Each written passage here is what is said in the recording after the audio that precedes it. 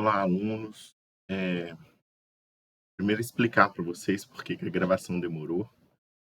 Eh, Na aula de terça-feira, né, a gente teve a primeira aula da semana um e ao finalizar a aula eu já ia colocar a gravação para vocês, mas eu vi que o arquivo da aula, o áudio do arquivo tinha ficado corrompido. Então, eu vou gravar essa aula novamente para vocês, vou passar os slides aqui e explicar. Infelizmente, o que foi de contribuição da aula, né, teve muitas contribuições super interessantes. A gente não vai conseguir, eu não vou conseguir trazer aqui, vou tentar citar algumas contribuições que tiveram durante a aula, mas agora terça-feira, 18h30, né, terça-feira agora dessa semana, que a gente vai entrar nela amanhã, a eu acredito que a nossa aula vai dar tudo certinho, e aí eu vou colocar a aula para vocês já na terça, no mais tardar na quarta.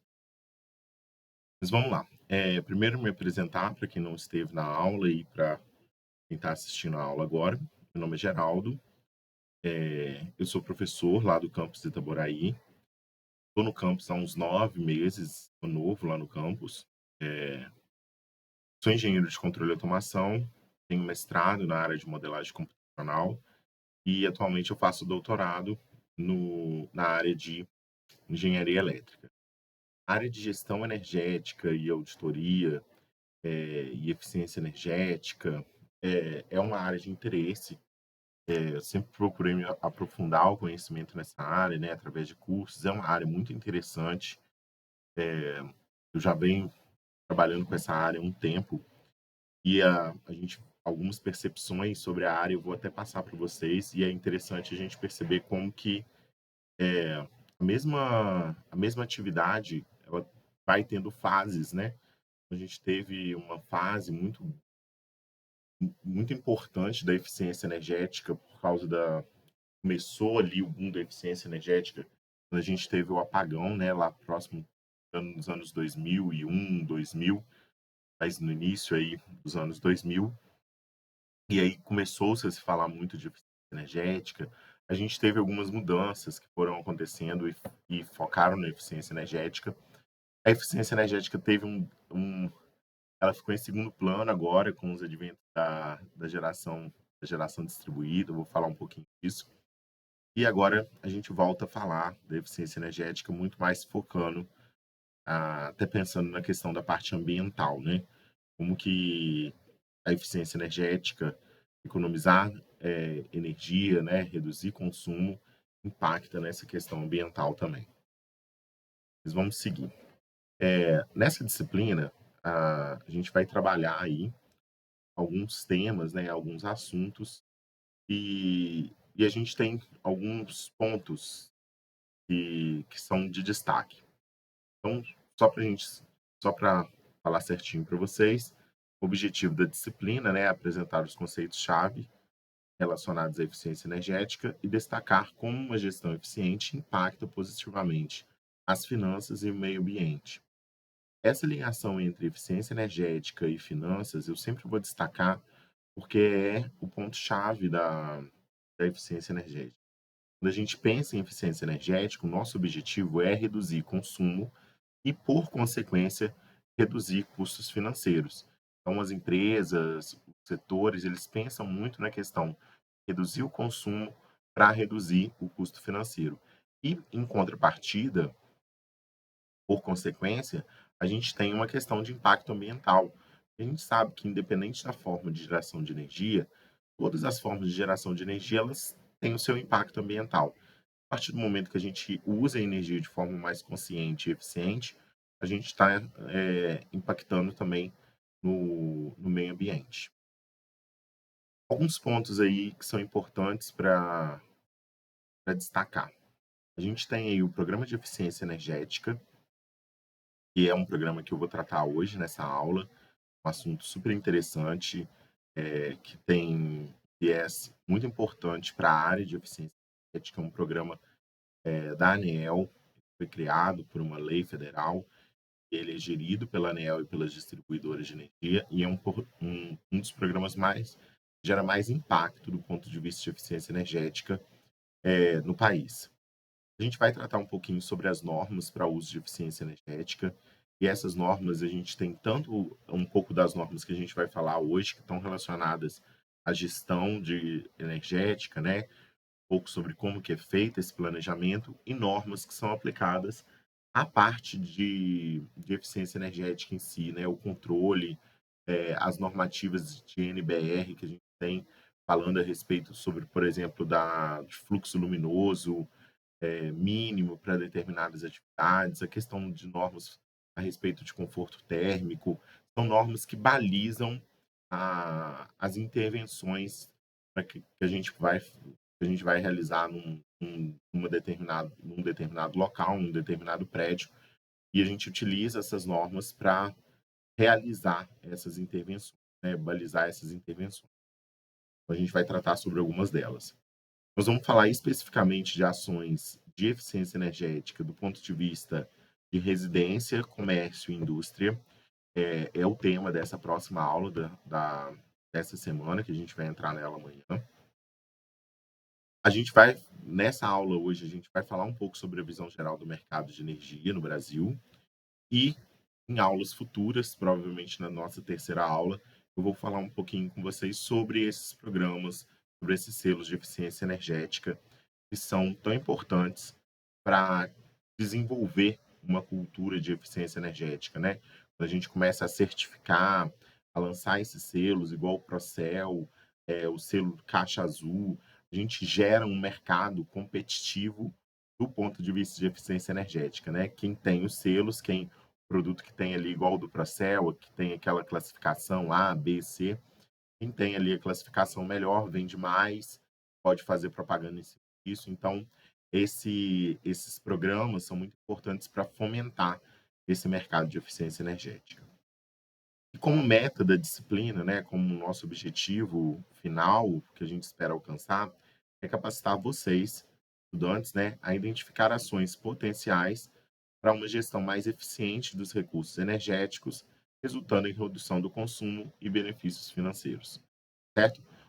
O objetivo principal é despertar em vocês o interesse pela área e mostrar ali os caminhos que vocês podem percorrer, pontos importantes. Vou falar um pouquinho, igual, por exemplo, nessa aula, eu vou falar um pouquinho sobre áreas de atuação dentro do setor de ética. Então, são pontos que podem ajudar vocês a entender um pouco da área e a vislumbrar possíveis atuações nessa área, certo? Para a gente começar, antes da gente entrar propriamente no assunto, né, em eficiência energética, eu queria balizar dois conceitos com vocês. São conceitos que estão no nosso dia a dia, a gente trabalha com essa ideia, né, com esses conceitos, mas eu acho importante a gente reforçar eles aqui e, caso alguém ainda tenha alguma dúvida sobre esses conceitos, tentar acabar com essas dúvidas para que a gente. Porque é, são dois temas que a gente vai falar muito, né? Que é a potência elétrica e o consumo de energia. Eles vão estar aí dentro da minha fala. Várias vezes vai aparecer esses dois termos. Primeiro, aí, começando com potência elétrica, a potência elétrica ela é a conversão de energia elétrica em uma outra energia. Então, é essa quantidade de energia que a gente consome quando a gente transforma a energia elétrica em outra fonte de energia. Do lado aí no nosso slide, a gente vê aí o selo do Procel de uma ducha elétrica, né? De um chuveiro elétrico. E aí essa ducha ela tem ali a potência nominal dela, 5.500 watts. Então, essa daí é a quantidade de potência que a gente necessita para converter em energia térmica e aquecer a água na ducha, certo? Então, essa é a potência que a minha ducha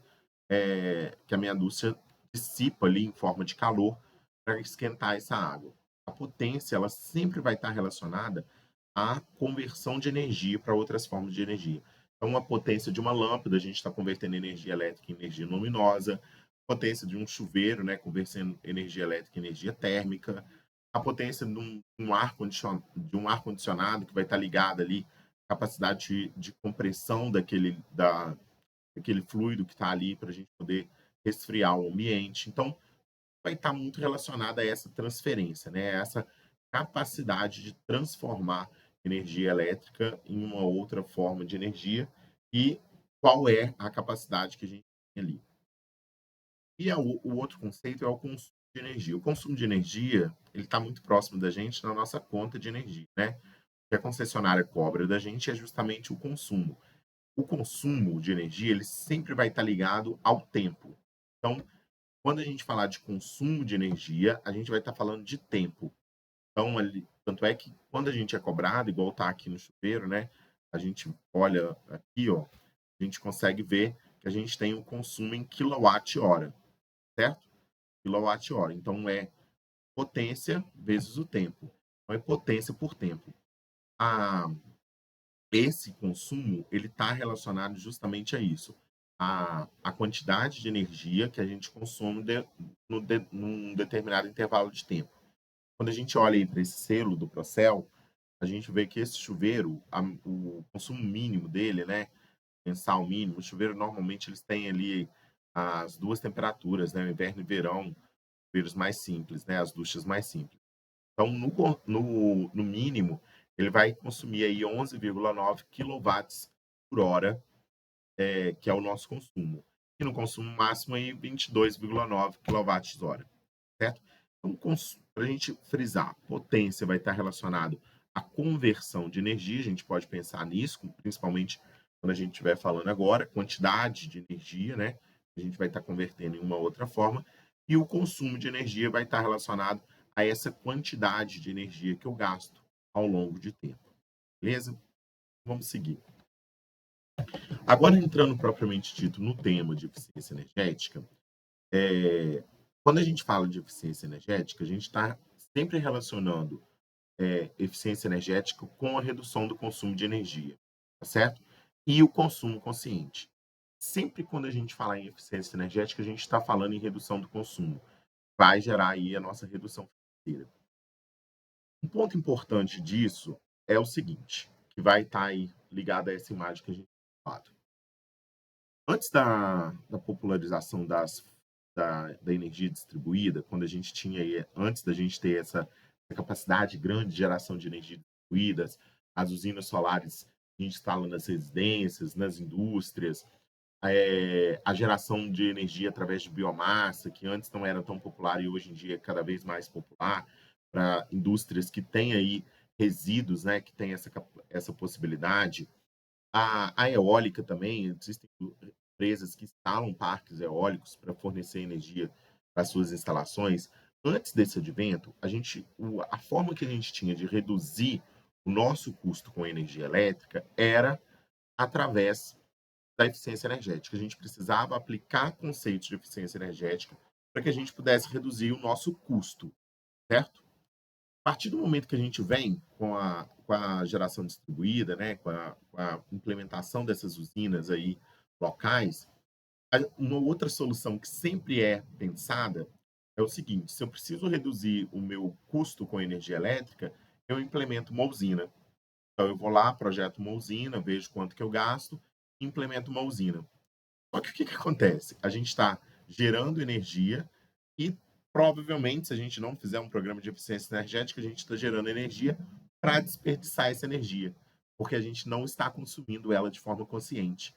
A gente não está aplicando eficiência energética nessa energia que a gente está gerando. E aí vem essa frase aí que está na figura, né? A energia mais verde é a energia que não usamos. Porque não adianta a gente pensar que a gente tem a capacidade de gerar energia através do sol, através do vento, ou através de uma biomassa, ou através até de uma outra fonte que não seja renovável. Não adianta eu pensar que eu posso gerar energia o quanto eu quiser e gastar de qualquer forma. Eu tenho que pensar que eu preciso gastar, mesmo eu tendo essa capacidade de gerar, eu preciso gastar essa energia de forma consciente. Isso é o melhor dos mundos, é reduzir custos de forma otimizada. Vou reduzir a quantidade que eu vou gerar, eu vou investir para gerar e vou reduzir o meu consumo também. Certo? Isso é super importante a gente ter esse conceito. A solução mais fácil não é gerar mais energia, é gastar ela, a energia que a gente já gera, a energia que a gente já consome, de forma mais consciente e eficiente. Essa tem que ser o primeiro passo. Depois, a gente pode pensar em gerar a nossa própria energia. Então, seguindo aí, a eficiência energética ela está relacionada também com projetos, né, que vão estar ligados aí a essas normas que eu falei com vocês, ligadas à questão de eficiência luminosa, da eficiência energética do ponto de vista de sistemas de refrigeração. A gente vai trabalhar muito com esses assuntos na próxima aula, quando a gente falar desse tipo de eficiência. Uma outra questão também da eficiência energética é quando a gente pensa em intervenções que vão levar a melhorias das instalações elétricas.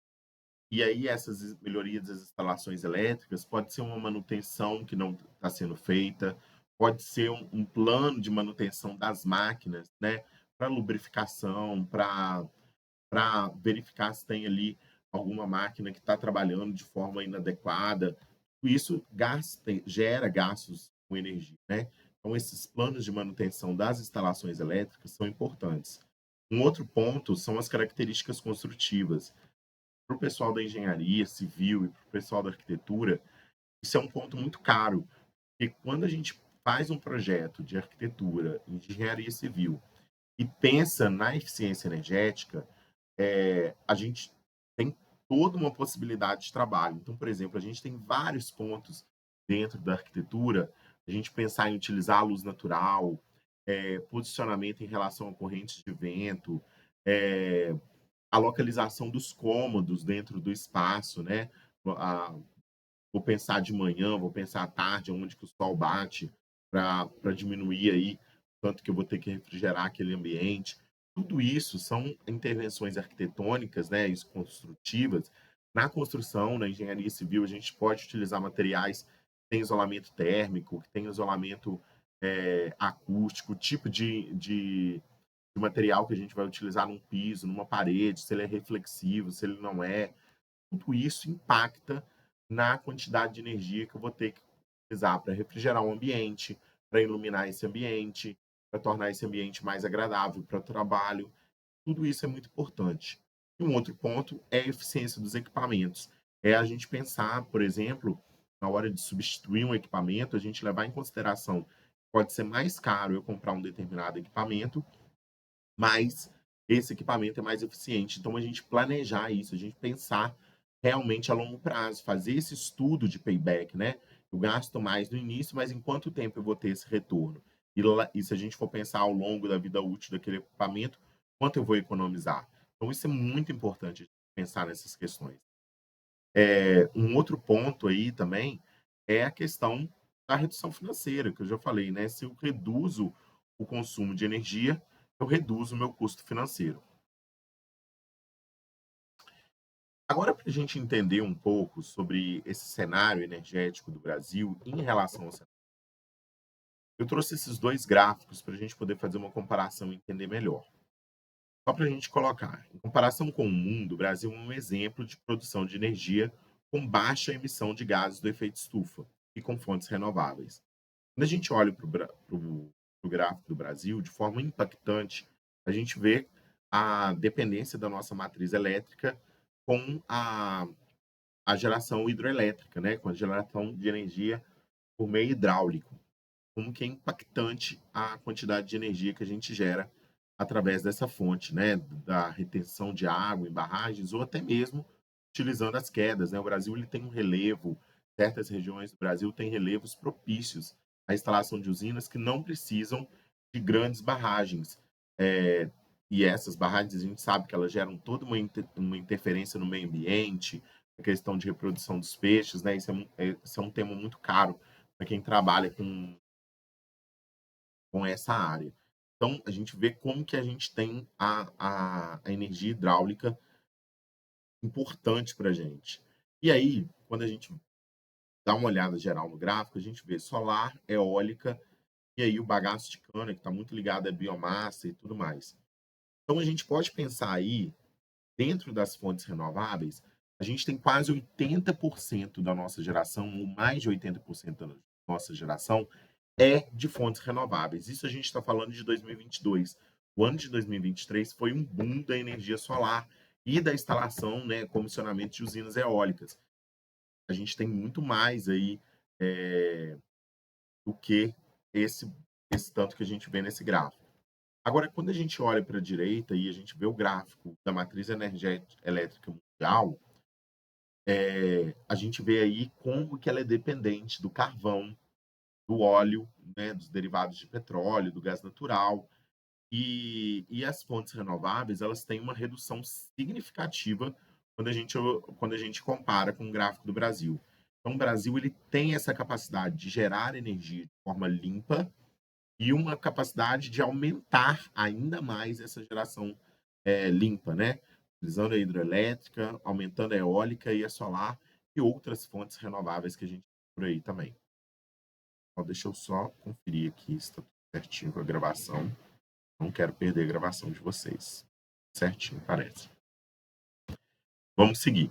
É, Quando a gente pensa nesse cenário energético, né, do Brasil, a gente vê aí que o Brasil ele tem aí recursos naturais abundantes, né, propiciam a geração de energia elétrica verde. A gente tem rios e relevo propício para a hidroelétrica, principalmente até a gente tem grandes empreendimentos hidrelétricos, né, Itaipu, Belo Monte, mas a gente tem empreendimentos hidrelétricos também de pequeno porte, que são muito importantes. São essas gerações de energia através das pequenas centrais hidrelétricas, né, as PCHs, a gente tem elas espalhadas aí pelo Brasil inteiro. São pequenos cursos d'água ou com quedas d'água que consegue utilizar aí para gerar energia elétrica. E essas PCHs têm um impacto muito menor do que as grandes usinas. Então, isso é fantástico para a gente também. O Brasil tem alta irradiação solar, é um dos países que tem mais irradiação solar no mundo. A gente tem um potencial de geração solar que está aí, talvez, se não é o melhor, entre os 5 melhores do mundo. A gente tem um potencial eólico também super importante, no Nordeste principalmente, né? E essas fontes todas são de de energia limpa. A gente consegue gerar energia de forma eficiente e limpa. Um dos problemas do que o Brasil tem, na verdade, é a questão da gestão dessa energia. Como que a gente faz essa gestão? Como que a gente utiliza essa energia, a gente consegue transportar a energia pelo nosso país. A gente viu há pouco tempo atrás um apagão que surgiu por causa de um volume grande de energia que estava sendo gerada na eólica, no Nordeste, e quando uma das linhas de transmissão, né, que estava ligada a essas usinas, sobrecarregou, deu aí um grande problema, né, deu esse apagão, gerou-se um efeito cascata ali, várias subestações e linhas saíram de operação, a gente teve um problema grande no sul e no sudeste. Isso demonstra a problema que a gente tem no Brasil, que a gente sabe é um problema de outras áreas também, que é a nossa capacidade de gestão e planejamento, principalmente do ponto de vista de infraestrutura, né? A nossa infraestrutura para escoar essa energia que é gerada no norte, que é gerada no nordeste, para o sul, que é aí onde a gente tem para o sudeste, a gente tem uma concentração populacional maior, onde a gente tem um gasto maior de energia elétrica, a gente ainda tem uma dificuldade muito grande nessa questão de infraestrutura.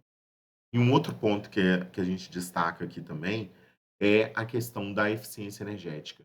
Apesar do Brasil ter todo esse potencial de geração, de ter essas fontes renováveis, o Brasil ainda por aí 19º lugar no ranking internacional de eficiência energética.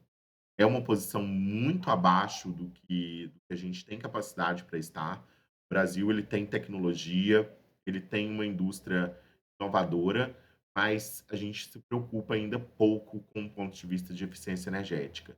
Nós temos normativas, nós temos informações, a gente tem pessoas qualificadas, mas a gente precisa implementar ainda outros projetos, né? A gente vê aí no ranking, quando a gente olha do ponto de vista de políticas nacionais, o Brasil está com uma nota aí de 6,5, está aí próximo da Indonésia, está abaixo da gente aí está a Rússia, a Arábia Saudita. as políticas nacionais, igual eu vou falar com vocês do PE, são extremamente importantes para a gente disseminar essa cultura de eficiência energética, certo? E aí, fazendo o link aí para o PEE, né, que é o Programa de Eficiência Energética. Esse programa de eficiência energética, ele é, como eu disse, gerido pela ANEEL, ele é regulamentado, ele é gerido pela ANEEL, que é a Agência Nacional de Energia, né? E é ela que regulamenta e fiscaliza esse setor elétrico no Brasil. Esse programa de eficiência energética, o objetivo dele é criar e financiar projetos de eficiência energética pelo Brasil. Então, promover o uso eficiente da energia elétrica, reduzindo o consumo, aumentando a eficiência energética e sustentabilidade. Esse projeto, esses projetos que são feitos dentro do programa de eficiência energética, né? São diferentes tipos de projetos, depois eu vou dar alguns exemplos para vocês. Eles são financiados, na sua grande maioria, como a gente fala, né? Tem uma fala que está tentando diminuir, que é a fundo perdido. Na verdade, não é fundo perdido, porque é um investimento. A gente não perdeu esse fundo, né? A gente fala de recursos não reembolsáveis. Então, são através de recursos não reembolsáveis.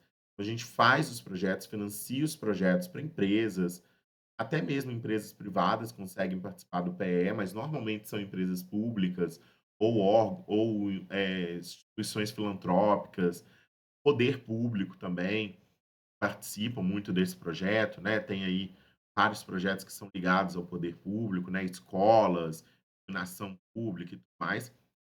E esse programa ele é financiado, a forma com que esse projeto é financiado é através da receita líquida das distribuidoras.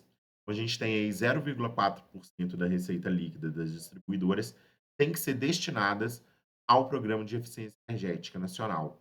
Então, esse recurso ele vem da receita das distribuidoras. Só para a gente ter uma noção de valor disso, em 2020 o investimento, né, foi de aproximadamente 650 milhões de reais. Ou seja, é um valor considerável para a gente investir em projetos. É lógico que a gente espera que fosse muito mais, mas esse valor já é um valor considerável e a gente consegue atingir aí diferentes projetos, porque muitas vezes os projetos de eficiência energética, eles não são tão custosos assim. Então a gente consegue disseminar bem aí e atender vários projetos. A seleção desses projetos que eu estou falando com vocês, ele é feito pelas distribuidoras através de chamadas públicas, né, através de editais públicos. As distribuidoras normalmente publicam esses editais todos os anos, com aí o valor a ser investido no ano seguinte em projetos de eficiência energética. As distribuidoras é que fazem a seleção desses projetos, né, elas têm equipes para executar e para verificar esses projetos que são inscritos nas chamadas públicas. Desculpa, gente. São inscritos nessas chamadas públicas e mas quem rege esse programa, quem cria aí as regras e estabelece as metodologias a serem utilizadas, é a ANEEL, é a Agência Nacional de Energia, certo? É ela que regulamentou esse programa. E a ANEEL confere, a ANEEL participa da gestão também do programa de eficiência energética, junto com as distribuidoras. Só para a gente ter uma noção também de como que isso acontece, a Enel Brasil, ela lançou a chamada pública dela no final de 2023 para projetos a serem executados em 2024. E o investimento, a Enel é a maior distribuidora do Brasil do ponto de vista de número de consumidores. A da Enel atende o Rio de Janeiro e São Paulo, né? Então, só aí a gente consegue ver o público que ela atende. Então, o investimento que a Enel fez foi de 38 milhões de reais. Nesse último edital, a Enel disponibilizou parte desses recursos, né? Achou parte desses recursos para ser utilizado em iluminação pública. Se a gente for pensar, quando a gente pensa em eficiência energética e iluminação pública, a gente está trocando lâmpadas que não são eficientes, que vão passar a noite inteira ligadas, por lâmpadas eficientes. Normalmente, o que tem sido feito é trocar essas lâmpadas por lâmpadas de LED, né? São mais duradouras, são mais eficientes, consomem menos energia, né? e tem uma capacidade de iluminação, né, tem uma capacidade de fluxo luminoso maior que as antigas lâmpadas aí de vapor metálico. Então parte desse dinheiro aí, parte desses 38 milhões foi destinado exclusivamente a projetos de iluminação pública e o restante para outras topologias. Se eu não me engano, essa parte da iluminação pública era de 12 milhões. E aí os outros 26 milhões, não é isso, né? Ficaram disponíveis para outras metodologias. Uma outra aí, para a gente ter exemplo, é a Energisa. A Energisa, ela configura entre as 5 maiores distribuidoras do Brasil. Ela atende aí vários estados do Nordeste, do Oeste, Tocantins, por exemplo, no Centro-Oeste. É, aqui no Sudeste, ela atende também parte do Rio de Janeiro, do estado do Rio, né? Algumas cidades do Rio de Janeiro, Minas Gerais, parte de Minas Gerais também. O Sul, ela tem aí uma abrangência muito grande, agora no norte também do Brasil. E aí o investimento do ano passado, esse chamado, na verdade, foi feita no ano passado, foi iniciado no ano passado para projetos que vão ser executados ao longo de 2024. Um investimento total de 24 milhões de reais. E esse investimento ele foi dividido aí entre as concessionárias de diferentes estados. Minas, Tocantins, se eu não me engano, tem Mato Grosso. Então, tinha um valor aí que era destinado para cada estado, de acordo aí com o número de consumidores que elas tinham e alguns outros critérios. Então, quem executa esses projetos de eficiência energética são empresas especializadas. A gente tem empresas que trabalham exclusivamente com projetos de eficiência energética dentro do PE. Então, elas buscam clientes, né, elas buscam aí o poder público, instituições filantrópicas que precisam realizar projetos de eficiência energética.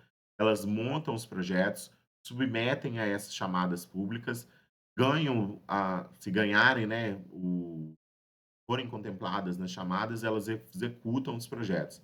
Então, tem empresas que trabalham exclusivamente com os programas de eficiência energética. E os grandes beneficiários desse programa são o poder público. A gente pensa do ponto de vista de substituições de equipamentos, né? A gente tem muitas vezes aí, talvez, a instalação de sistemas de ar-condicionado eficientes em prefeituras, escolas, hospitais que tinham sistemas antigos, são substituídos dentro desse programa. Então, gera-se aí uma economia grande para o setor público e para esse setor aí sem fins lucrativos também através do PE. Dois exemplos aí desse programa de eficiência energética. A gente tem esse primeiro aí, que é um projeto que foi realizado na Santa Casa de Misericórdia de Goiânia. Esse projeto ele visou substituir a iluminação, o sistema de iluminação, para um sistema mais eficiente, né, e adequado, e o sistema de aquecimento de água. Essa substituição desses sistemas, ela já gerou uma economia muito grande para o hospital. E o investimento para esse projeto foi da ordem aí de 1.062.000 reais, né, um valorzinho ali a mais, certo? Outro exemplo, esse primeiro aqui foi executado pela Enel. E um outro exemplo que a gente tem aí, que é um projeto da Energisa, né, que é a troca de 449 pontos de iluminação pública por luminárias de LED, uma cidade pequena daqui de Minas Gerais, que é Coimbra. Esse projeto aí já teve um investimento bem menor, né, de 188 mil. E aí, destacando isso, né, que eu falei, é uma área para quem quer aprofundar no conhecimento de eficiência energética, quem quer trabalhar na área, quer empreender nessa área, a possibilidade, o PE, ele é uma forma de empreender. Você ajuda essas instituições, né? Você busca essas instituições, faz o projeto, e é lógico que parte desse investimento ele é para pagar a empresa que está executando esse projeto. Então, a empresa ela fez ali uma ação para aquela instituição, para o poder público, mas também lucrou aí com esse projeto, certo? Então, é uma área aí de uma possibilidade para empreender dentro da área de eficiência energética. Agora, já entrando aí num assunto diferente da nossa aula, que são as normas, eu vou falar com vocês hoje sobre duas normas. Sobre a norma ISO 50001, sobre a NBR ISO 50002. A NBR ISO 50002, ela faz parte, quer dizer assim, ela é parceira da 50001. Ela trata um pedaço do planejamento para que a gente execute a 5001, que é o processo de planejamento e instalação do SGE. A ISO 5001 é um padrão internacional, né? Todas as normas ISO são internacionais, e ela estabelece os requisitos para estabelecer um sistema de gestão de energia, que é o SGE, dentro de organizações. Então ela mostra como que é o mínimo que a gente tem que fazer para que a gente possa estabelecer esses programas de forma eficiente dentro das organizações. Se a gente for pensar, a ISO 50001 ela é parceira aí da 14001 e da norma 9001, da ISO 9001. Essas duas, 14001 e 9001, a gente está muito mais acostumados a ouvir falar delas. 14001 ligada à gestão ambiental, né? Que é uma coisa que vai para fora da empresa, então ela está relacionada aí à comunidade em torno da empresa. E a 9001, que é a gestão de qualidade. Então, está diretamente relacionada ao produto final dessa empresa, né? Então, são normas que acabam sendo mais visadas pelo público quando a gente olha para uma empresa, que elas impactam a sociedade de uma forma mais direta, vamos dizer assim. Não que a 50.001 não impacte, mas de uma forma mais direta, essas duas são muito mais voltadas para o público externo do que para a instituição propriamente dita. A 50.001, ela está muito ligada à gestão interna de eficiência energética, a redução de custos com energia elétrica dentro da instituição. Então, por isso que muitas das vezes a gente não ouve tanto falar sobre ela. A norma ISO 50.001, ela traz um passo a passo para que a gente faça essa implementação. Então, ela traz aí primeiro o planejamento energético, a implementação e operação, monitoramento e medição, avaliação de desempenho energético e análise crítica pela administração. O planejamento está ligado a entender a situação atual da empresa e a pensar em projetos, ações que possam reduzir o consumo de energia elétrica. Então, toda essa etapa de análise e planejamento, né, e construção das ações é feita nessa primeira etapa. Depois a gente tem a parte de implementação e operação dessas ações de eficiência energética, quando a gente vai lá, faz a substituição de um equipamento, ou a gente cria um programa de eficiência energética, está relacionado aí aos colaboradores, né, a forma que a gente consome essa energia elétrica. Então, a gente implementa esse planejamento. A norma 50.001, como ela está ligada ao consumo de energia, o monitoramento e medição é extremamente importante, porque ela é quantitativa. É o que a gente quer saber quanto a gente economizou. Então, a possibilidade de monitoramento e medição nessa norma é muito é fácil, do ponto de vista que é quantitativo, né? Pelo menos para mim, que sou de exatas, eu acho muito mais tranquilo a gente utilizar uma medida quantitativa. Então, a gente pode instalar um medidor de energia em determinados setores da empresa e verificar se aquele setor está correspondendo ao que a gente esperava dentro do nosso planejamento, se reduziu ou não o consumo. Depois a gente faz a avaliação de desempenho energético, né? A gente olha para esses dados que foram coletados no monitoramento e medição e para o que era esperado e verifica se a gente conseguiu alcançar os nossos objetivos. E depois tem a análise crítica. Por que que a gente não conseguiu? Se a gente não conseguiu alcançar, por que que a gente não conseguiu? Qual ação foi mais eficiente? E aí, essa análise crítica é interna da empresa, né? É onde é feita a revisão desse plano para que possa ser gerado novas ações de eficiência energética. Eu coloquei aí do lado o ciclo PDCA, eu não sei se vocês já ouviram falar do ciclo PDCA, mas o ciclo PDCA ele tem essa gestão circular, né? Eu planejo, eu executo, eu verifico e eu faço e eu ajo, eu, eu gero ação em cima daquela verificação que eu fiz. Então, esse ciclo, ele não finda. A gente sempre está alterando o nosso planejamento e executando e verificando para que a gente sempre tente otimizar essa gestão e essa eficiência que a gente faz, certo? E aí a norma ISO 50002, como eu disse, ela é paralela à ISO 50001, né? Ela vem para adicionar a norma 50.001, e ela trata justamente do processo de diagnóstico energético. É aquela primeira parte que eu falei com vocês. É entender qual é a situação da empresa hoje e como a gente pode agir em cima dessa situação. A 50.002, ela tem três níveis, né, de detalhamento desse diagnóstico. A gente tem a análise preliminar, e aí ele coloca ali, né, levantamento simplificado da edificação, reunião com gestores, análise global da eficiência por ambientes, identificação de proposição e avaliação de medidas de eficiência de baixo custo de implementação, identificação de medidas de eficiência que requerem estudos adicionais. Ela é simplificada. E olha só, dando um spoiler para vocês, é justamente o que vai ser o trabalho de vocês dentro da disciplina. É o que a gente vai fazer, basicamente isso que está no nível um aí. Vou pedir para vocês fazerem um levantamento do local de trabalho de vocês, da empresa onde vocês trabalham, né?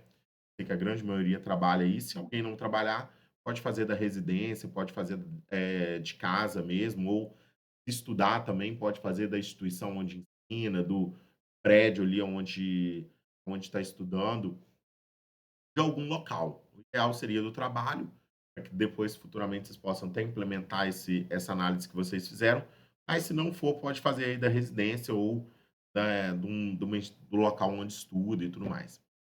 É, além do nível um, que é o nível preliminar, a gente tem análise detalhada e análise completa. Essas análises, elas podem ser feitas de forma gradativa. A gente realiza a análise preliminar, cria uma ação, depois a gente detalha ela através da análise detalhada, no nível 2, depois a gente faz uma análise completa. Então, não necessariamente uma exclui a outra. Se eu fizer a preliminar, eu não vou fazer as outras. É uma cadeia, né?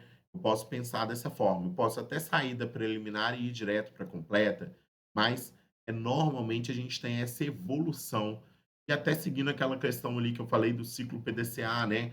À medida que a gente vai evoluindo o projeto circula ali dentro do de PDCA, a gente consegue ir melhorando e qualificando essa nossa análise, certo? Pessoal, agora chegando aí ao finalzinho da nossa apresentação, tem um ponto que é extremamente importante quando a gente fala em processo de gestão de eficiência energética, que é o fator humano. Quem gera o projeto e quem executa o projeto são pessoas. Essas pessoas, elas precisam estar extremamente engajadas com o nosso planejamento de eficiência energética. Porque eficiência energética não se faz só por intervenções de máquina. Não adianta só eu substituir um equipamento, só eu fazer uma substituição de iluminação, mas eu preciso criar culturas de eficiência energética dentro da empresa para que eu utilize esse equipamento de forma correta, porque eu não deixo um ar-condicionado ligado e uma porta aberta para que esse fluxo de ar fuja, né? Esse fluxo de ar frio saia daquele ambiente. Então, são costumes que a gente tem que pensar quando a gente faz gestão de eficiência energética. A gente tem que levar em conta o fator humano. Não é só através de intervenções físicas, né, e equipamentos que a gente faz gestão energética. E aí eu coloquei alguns pontos de exemplo, né, campanhas de conscientização e educação são fundamentais para permitir o desenvolvimento de um ambiente de aprendizado sobre o tema. A gente precisa desenvolver essas campanhas, a gente precisa falar com as pessoas sobre a importância da eficiência energética para aquela organização, seja para redução do consumo, seja para melhorar a eficiência da empresa, né? Seja para gerar recursos aí, talvez para um investimento que vai ser feito. Então a gente precisa deixar isso claro para as pessoas o quão importante é esse programa que está sendo implementado.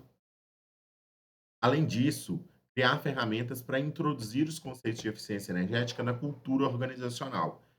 Eu dou um exemplo só para a gente entender isso. A cultura organizacional são os hábitos, vamos dizer assim, que a gente estabelece dentro de uma organização, dentro de uma empresa. E aqueles hábitos aqueles ritos, eles se perpetuam, se tornam parte da organização. Se a gente for pensar um conceito simples, se todo mundo da organização, se for uma cultura organizacional, se for uma coisa estabelecida e irrigada dentro da organização, todos saiam para o horário de almoço, liguem os monitores, é, ou até mesmo desliguem as máquinas, né? der, né, se não for atrapalhar o trabalho, liguem as máquinas. Olha o impacto que isso vai fazer dentro de 1 hora, 2 horas de almoço aí, 1 hora e meia de almoço. Se a gente for pensar o número de computadores que a gente vai deixar ligado. Então isso pode ser uma cultura organizacional, isso pode ser um pensamento que vai ser estabelecido dentro da organização. Quando eu tiver novos servidores, eu vou treinar eles dessa forma, para que eles aprendam essa cultura, e aí aquilo se torna rotina, né, costumeiro. A gente fala cultura organizacional. Além disso, incentivar um ambiente colaborativo, né, que permita aí o desenvolvimento de ideias para a melhoria de processos de gestão. Quem vê aonde pode melhorar, normalmente são colaboradores que estão na ponta, né? O gestor ele não está em todas as áreas, então passa em todas as áreas, em todos os setores da empresa, né? Igual no chão de fábrica, tem áreas da empresa que o gestor não vai ali todos os dias. Quem vê aquilo dali são os colaboradores que estão ali naquele local. Então, ouvir essas pessoas, entender essas pessoas, como que aquilo funciona, é importante para que ideias surjam dessa conversa e desse diálogo. E um outro ponto é criar lideranças, criar referências dentro da empresa que sejam aí porta aí os embaixadores da eficiência energética dentro da empresa, né? Eles que vão ajudar a disseminar essa cultura organizacional, a disseminar o programa, a zelar por essa eficiência energética dentro dos setores que eles fazem parte. Então, é a pessoa que, igual eu dei o exemplo lá do computador, é a pessoa que vai falar: olha, pessoal, mano, desliga aí a máquina, tá esquecendo. É aquela pessoa que vai ajudar a esse processo se tornar cotidiano e rotineiro dentro da empresa. Então, isso é um ponto importante da gente lembrar. O fator humano, ele é essencial para a gestão da eficiência energética. Ele faz um ponto, ele é crucial para que a gente consiga implementar o programa, fazer as modificações físicas, né? Mudar ali os equipamentos e tudo mais, mas que esse programa se perpetue. A gente precisa do fator humano, certo? Pessoal, finalizamos por aqui. É, Infelizmente a gente teve esse problema com o áudio aí. Eu vou colocar essa gravação agora para vocês lá no nosso ambiente virtual. Se alguém tiver alguma dúvida, até mesmo talvez uma colaboração, tem lá o nosso fórum geral de dúvidas da nossa unidade. Então fiquem à vontade para perguntar. Vocês podem me mandar mensagem também lá pelo ambiente virtual, para a gente poder trocar ideias sobre esse assunto, alguma dúvida, algum aprofundamento. Tem um material escrito que está muito relacionado a isso que está no slide aqui, né? Tem um pouquinho mais de informação que está no slide. E além disso, lá nesse material escrito, tem algumas referências. Eu coloquei alguns links interessantes para esses assuntos que eu coloquei aqui. Então, alguns links das empresas, né, dessas chamadas públicas do PE, coisas relacionadas aí a essas normas. Então, é importante também vocês darem uma olhada nesse link, certo? E qualquer dúvida, entrar em contato e desejar aí para vocês. Estou gravando essa aula no sábado, então desejar para vocês bom final de semana, bons estudos também. E, e aguardo vocês aí ao vivo, nossa aula da próxima terça, certo? Tchauzinho, pessoal.